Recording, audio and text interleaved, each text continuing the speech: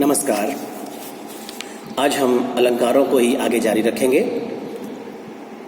वक्रोक्ति अलंकार जब किसी व्यक्ति के एक अर्थ में कहे गए शब्द या वाक्य का कोई दूसरा व्यक्ति जानबूझकर दूसरा अर्थ कल्पित करे तब वहां वक्रोक्ति अलंकार होता है। इस दूसरे अर्थ की कल्पना श्लेष के कारण संभव हो पाती है। उदाहरणार्थ, भिक्षुक गो कितको गिरिजे सोतो मांगन को बलिद्वार गयोरी। लक्ष्मी पार्वती से विनोद में पूछती हैं, हे गिरिजा, तुम्हारा वह भिखारी अर्थात शिव कहाँ गया? पार्वती लक्ष्मी के अर्थ को समझ लेती है, पर विनोद का उत्तर विनोद से देने के लिए जानबूझकर भिखारी का दूसरा अर्थ यानी विष्णु कल्पित करती है और उत्तर देती है, भिखारी कहाँ जाएगा? मांगने को गया है। राजा बलि के द्वार पर मांगने को विष्णु गए थे, इसलिए। तो यहाँ लक्ष्मी द्वारा एक अर्थ में कहे गए भिक्षुक शब्द का पार्वती ने दूसरे अर्थ में कल्पित कर लिया और शिव के अर्थात विष्णु अर्थ लेकर अपनी बात का जवाब दे दिया। उपमा अलंकार। उपमा को अर्थालंकारों का मूलाधार समझना चाहिए। उपमा में 4 अंग होते हैं: उपमेय, उपमान, वाचक शब्द और साधारण धर्म। जो वर्णन का विषय हो और जिसको किसी अन्य के समान बताया जाए अर्थात जिसकी समानता किसी के साथ बताई जाए उसे उपमेय कहते हैं। इसे प्रस्तुत भी कहा जाता है। उपमान अर्थात कोई प्रसिद्ध वस्तु जिसके समान उपमेय को बताया जाए उसे अप्रस्तुत भी कहते हैं। वाचक शब्द वह शब्द जिसके द्वारा उपमेय और उपमान में समानता बताई जाए। साधारण धर्म वह गुण या क्रिया जो उपमेय और उपमान दोनों में हो और जिसके कारण दोनों में समानता बताई जाए। उदाहरण के तौर पर यदि यह कहा जाए कि मुख कमल के समान सुंदर है तो इस उदाहरण में मुख उपमेय है, कमल उपमान है, समान वाचक शब्द है और सुंदर साधारण धर्म है।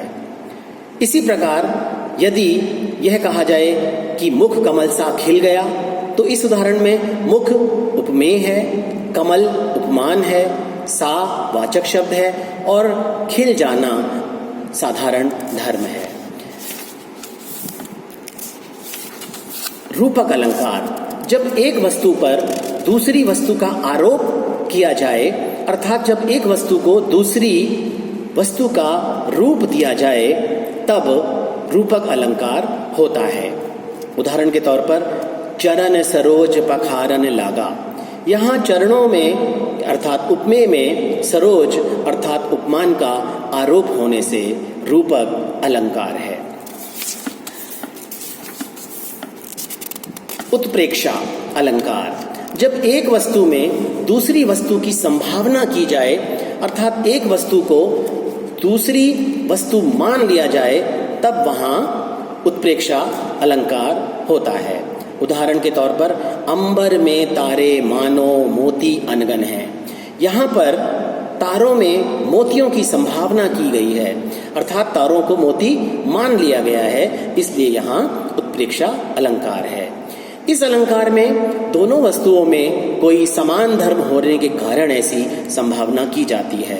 संभावना करने के लिए कुछ शब्दों का प्रयोग किया जाता है जो उत्प्रेक्षा के वाचक शब्द कहे जाते हैं, यथा मानो, मनो, मनु, मनहु, जानो, जनु इत्यादि।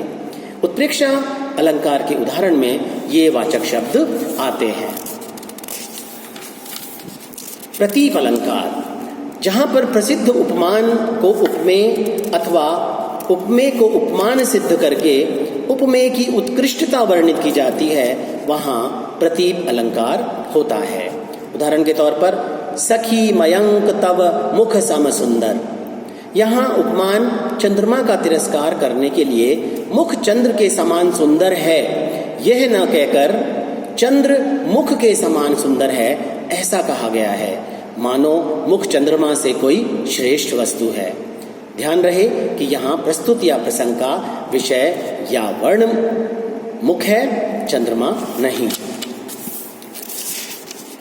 व्यतिरेक, जब उपमेय में उपमान की अपेक्षा कोई भली या बुरी बात अधिक बताई जाए, अर्थात जब उपमेय को उपमान से किसी बात में बढ़कर बताया जाए, तब वहाँ व्यतिरेक अलंकार होते हैं। उदाहरणार्थ, साधु ऊंचे शैल सम किंतु प्रकृति सुकुमार। यहाँ सज्जनों को पर्वतों के समान ऊंचा बताया गया है, पर उनमें यह बात अधिक बताई गई है कि सज्जनों की प्रकृति कोमल होती है, जबकि पर्वतों की प्रकृति कोमल नहीं होती, वे कठोर होते हैं। इसलिए यहाँ व्यतिरेक अलंकार है। भ्रांतिमान अलंकार, जब बहुत अधिक सादृश्य के कारण उपमेय में उपमान का भ्रम हो, अर्थात जब उपमेय को भूल से उपमान समझ लिया जाए, तब भ्रांतिमान अलंकार होता है। जैसे जानी श्याम को श्याम घन नाच उठे बन मोर। यहाँ मोरों ने कृष्ण को वर्ण सादृश्य के कारण श्याम मेघ समझ लिया, अर्थात कृष्ण उपमेय हैं, उनमें श्यामल वर्ण होने के कारण मयूरों को उस श्यामल रंग के मेघों का भ्रम हो गया। इसलिए यहाँ भ्रांतिमान अलंकार है। संदेह अलंकार, जब सादृश्य के कारण एक वस्तु में अनेक अन्य वस्तुओं के होने की संभावना दिखाई पड़े और निश्चय न हो पाए, तब संदेह अलंकार माना जाता है। उदाहरण के तौर पर, हरिमुख यह आली कीधो कैधो उयोमयंक, अर्थात हे सखी, यह हरि का मुख है या चंद्रमा उगा है। यहाँ हरि के मुख को देखकर सखी को निश्चय नहीं हो पाता कि यह हरि का मुख है या चंद्रमा है। हरि के मुख में हरिमुख और चंद्रमा दोनों के होने की संभावना दिखाई पड़ती है, अतः यहाँ संदेह अलंकार है। अन्य अलंकार अगले वीडियो में। धन्यवाद।